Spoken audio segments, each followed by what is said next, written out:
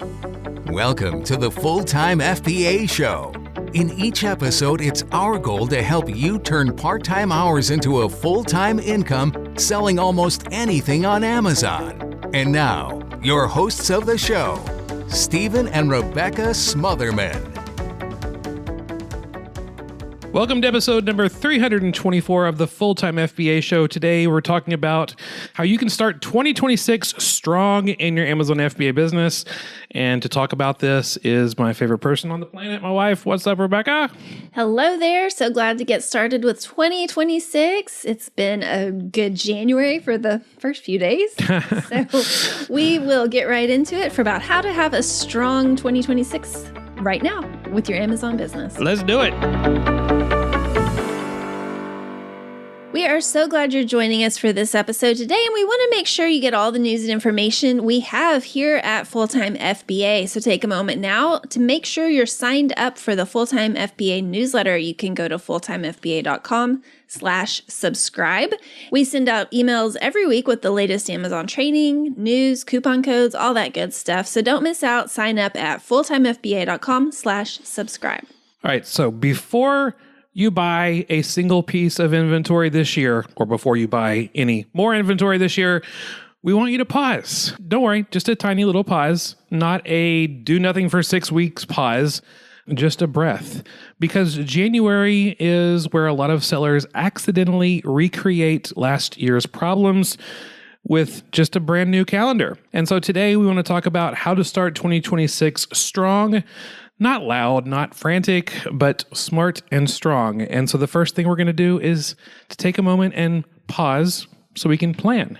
Yeah, and if we haven't said it yet, Happy New Year. If you're listening to this in early January, congratulations. You made it through Q4. You made it through the brutal wonder that was 2025. You made it through the holidays and whatever else Amazon threw at you in December. Yeah, and if you're listening later, not in January or whatever, this episode still applies, so don't skip this, because what we're talking about today is not about resolutions. It's about building momentum that adds profits to your business and momentum that seriously lasts. That's momentum that doesn't burn out in a few weeks, like everyone who starts gym on January 1st, but is dropped out of the gym by January 22nd. Yeah, I always hate that about going to the gym. If you're a consistent gym rat, or if you go to, like, I go to yoga classes consistently. Oh, January is always like, what are all these people doing here? They'll be gone in a month. I'm so looking forward to you dropping out. Okay. Anyway, we're going to talk about how to use the next 30 days to set up a calmer, more profitable business for the rest of 2026. And not calm as in there's nothing going on, but calm as in steady and stable, solid, ready for the long haul, because 2026 is going to be a year where we focus on building long-lasting sustainability in your Amazon business, not grinding and hustling and sprinting, but preparing for and running a marathon. So, Stephen, you told me there's a hard truth you want to start this episode off with. Yeah, here it comes. Everyone prepare themselves. Here it comes. Because it's a hard truth that a lot of sellers really need to hear, but not a lot of sellers are actually going to listen when I say this. Most sellers start January by asking, what should I buy for my Amazon business this month or this quarter or this year? But really, that's not the right question to ask. A better question is this: how should I operate my business this year?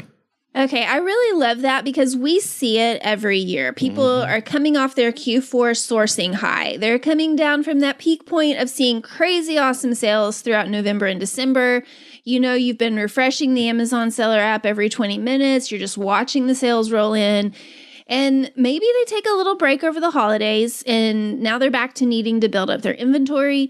So that makes a lot of sense. Yes, you need to buy inventory, but the first question for the new year is, how should I operate my business this year? Yeah, and you might be listening to this episode and thinking, I really didn't see crazy awesome sales during my Q4. And I think this episode is really going to help you set up your Q4 of next year by setting up 2026 really strongly. Is strongly a word? Yes. Okay, good. It just felt wrong saying it.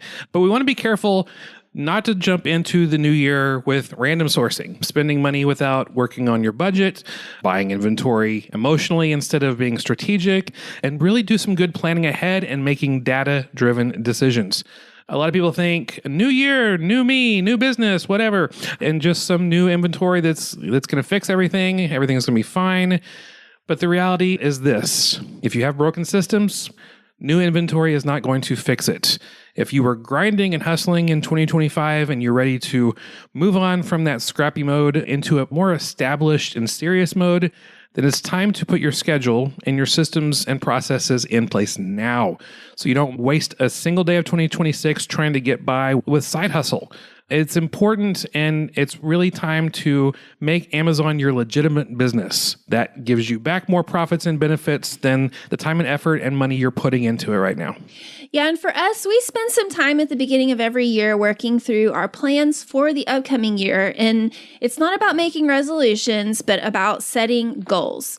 And the goals aren't just pipe dreams that we pull out of our heads. It's something we've put time and effort into designing, and then we are intentional about working toward it. We've done goal setting episodes in the past, and we'll put those links in the show notes for you. But we really definitely recommend starting off the year by deciding your annual and quarterly goals, and then putting in place schedules and systems that will make those goals a reality. Yeah, and if you don't take that step of scheduling and organizing your systems, your goals are just going to stay in that dream state indefinitely, and you're going to end up frustrating yourself. Right, and I think that's where the difference between goals and resolutions comes into play. Mm-hmm. So a generic resolution is something like, I'm going to go to the gym every day. No, it's something like, I'm going to double my sales in 2026. That's a resolution. It's kind of generic. But if you don't have a plan or a system for making that happen, if you don't break it down into smaller sized chunks that will lead to accomplishing it, it could be a goal, but you're just going to be setting yourself up for disappointment if you don't have a plan for achieving it. Because by the time you turn the calendar to February, you will not have done anything to actually move yourself forward toward that goal if you don't do something other than just say, here's my resolution or my goal. Yeah, absolutely. And this is where scheduling and designing systems comes into play, so that you can have regular rhythms that will move you toward the goals that you set. Things like source for 1 hour every day, or I will review replens every week on Tuesdays, or I will do account maintenance on Fridays. Blocking out that time and making sure that you are systematized in how you carry out those functions, that's what's actually going to lead you toward progress and not stalling out. So another thing that I want to make sure you focus on in this first 30 days of the new year is building 3 foundational habits into your regular routine for your Amazon business. This is how you're going to make these things come into existence. So are you ready to get into these 3 habits, Stephen? I mean, the best things come in threes, right? That's what they say. So let's do it. Okay. So the first one, the first foundational habit for your business that we're going to focus on for the next 30 days is set your sourcing budget before you begin sourcing for the week or for the rest of this month. So set a budget for the week or for the month, for 2 weeks of your disbursement, whatever chunk you need to do. So this alone is going to eliminate so much stress and will give you a precise direction in your business, just setting a budget. Yeah, and for those of you that are listening to this and you're like, set a budget, okay, what's next? Don't just ignore this. Listen to this. This is good stuff that's going to help you. Yeah, and in fact, we spent all of November in Momentum FBA covering this topic, and that is there in the vault for anybody in Momentum FBA. So what you need to know in order to do this is how much cash you have, and then how much you're willing to reinvest, and how much is going to stay untouched of that money. And that's what it comes down to, is putting your money in buckets, knowing how much money you've got from your disbursement or from what you've got in your accounts, and then what goes into which buckets. The 3 buckets being the money that you're going to pay yourself personally, the money you're going to reinvest, or the money that's going to be untouched because it needs to be there for something in the future like taxes or buffer or savings to prepare for the future. And you don't need to be perfect at this the first time you do it. January doesn't need to be perfect. If you're a perfectionist, this is where you're going to get tripped up by thinking, I have to start off January doing this 100% absolutely the best way possible. But you don't have to do that. You just need to be realistic. You need to do it, first of all, and then do it realistically. So you can ask yourself a few questions. How much can I comfortably invest this month? How much of the money that I have on hand can I take aside for that purpose rather than paying myself or saving it for the future? And then how often am I planning to restock? How often am I planning to go through my replens? How often am I planning to source for new inventory?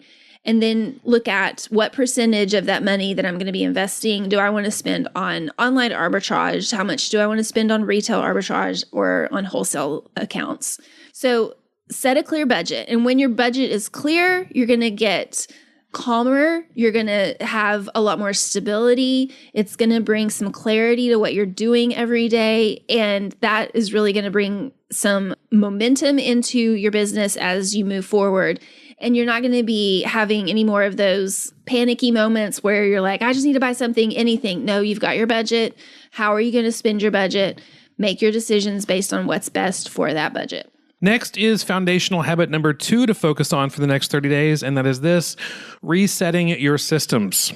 I don't know about you, but when I have problems with my computer, sometimes I shut it down, restart it. And it really kind of resets things in the right way. And so sometimes that kind of reset is needed for our business as well. And so giving yourself a hard reset where it's needed is going to be helpful. Sometimes just a quick little tweak here and there, that is going to help impact your business so much more than just setting random arbitrary resolutions ever will. Most sellers set revenue goals. Those are easy goals to make, but few sellers reset their systems.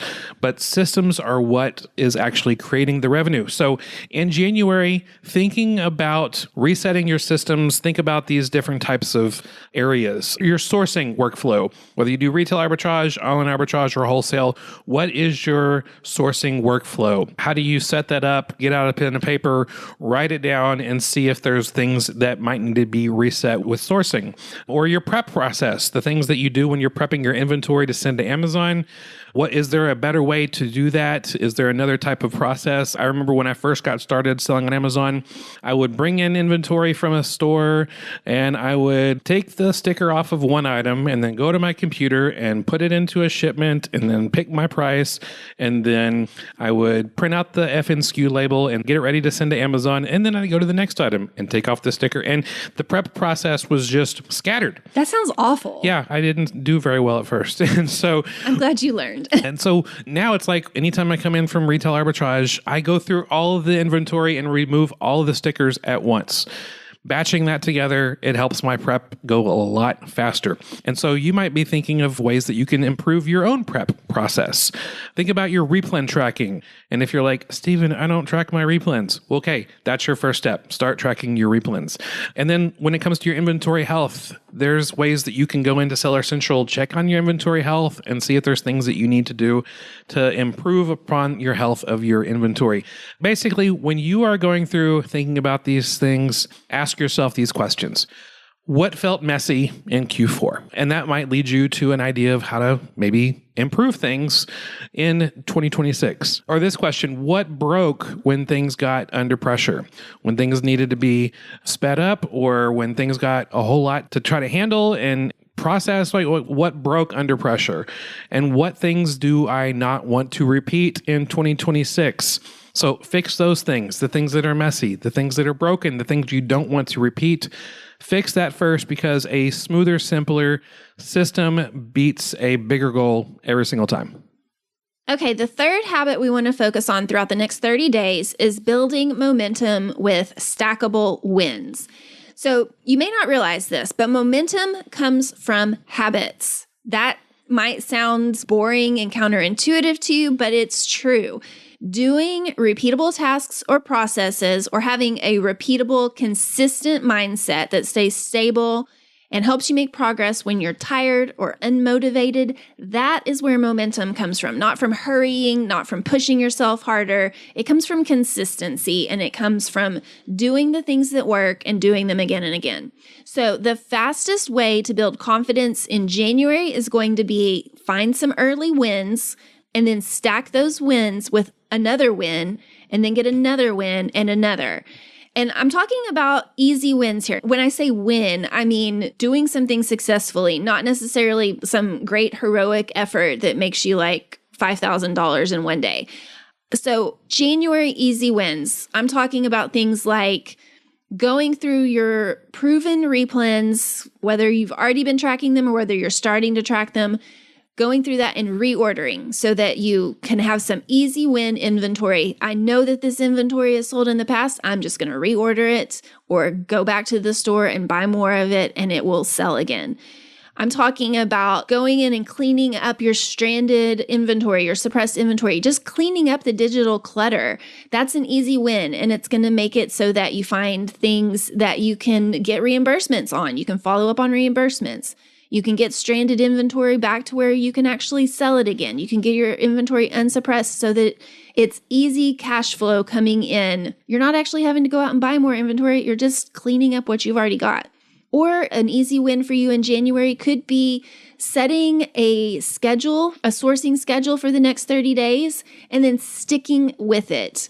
Checking off sourcing on your schedule, like making a tracker to check every day that you do your sourcing, is going to be a stackable win for you. And you're going to be able to see as you're doing that it's not just busy work, but it's a way to ramp up your inventory over the next 30 days.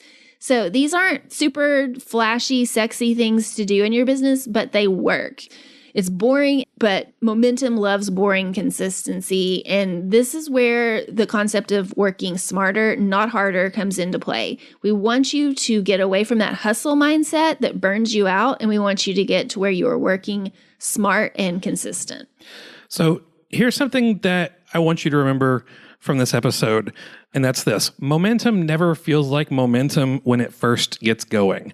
And that's why we're talking about these easy, stackable wins. It doesn't feel like momentum when things first get going. Everybody wants the 0 to 80 miles an hour sports car because that gets going fast, quickly. But have you ever been on the freeway and you saw some 1980s Datsun hatchback going 80 miles an hour down the freeway? Okay, they might not have started really quickly, but they've got some serious momentum going right now. And that's what we want to help you with in your Amazon business. Get some serious momentum, but it's not going to feel that way when it first gets going. That's why we're stacking these wins, getting that momentum going. And so those are the 3 foundational habits to build upon in January so you can set yourself up for a seriously strong 2026. Number 1, setting your sourcing budget each time you get a disbursement before you start sourcing. Number 2, resetting your systems to get a clean refresh on how things are going to run in your Amazon business, the processes, and your schedule for the year. And then number 3, building upon stackable wins and focusing on consistency over the hustle. So what I want to point out in all of what we are telling you in this episode today is that starting the new year does not mean that you have to start a whole new business model. So we're not telling you go out tomorrow, stock up on an entire warehouse full of inventory stat. We're saying spend some time evaluating what worked in Q4 of 2025, what didn't work, and what do you want 2026 to look like? Take some time to work through that strategic thinking now so that you can execute your plan in the weeks and months to come. And if all of this makes you say, that sounds great, Stephen and Rebecca, but what do I actually do to make this happen? Well, we got you covered. Don't worry. We're not going to leave you floundering around. This is exactly why we have designed our Momentum FBA program to be a simple path to help you build up the systems to develop the processes that you need in order to make daily sales on Amazon. So if you're looking to build a successful long-term Amazon business that doesn't take all of your time and energy and burn you out because it's really just some glorified side hustle, then Momentum FBA is for you. You can join us right now, fulltimefba.com/momentum, and start putting into place the confidence and the clarity that you need to make that full-time income selling on Amazon. Again, you can join us, fulltimefba.com/momentum. Thank you so much for joining us for this episode of the Full-Time FBA Show. As a reminder, all of the show notes and the links that we mentioned in this episode can be found at fulltimefba.com/324 because this is episode number 324.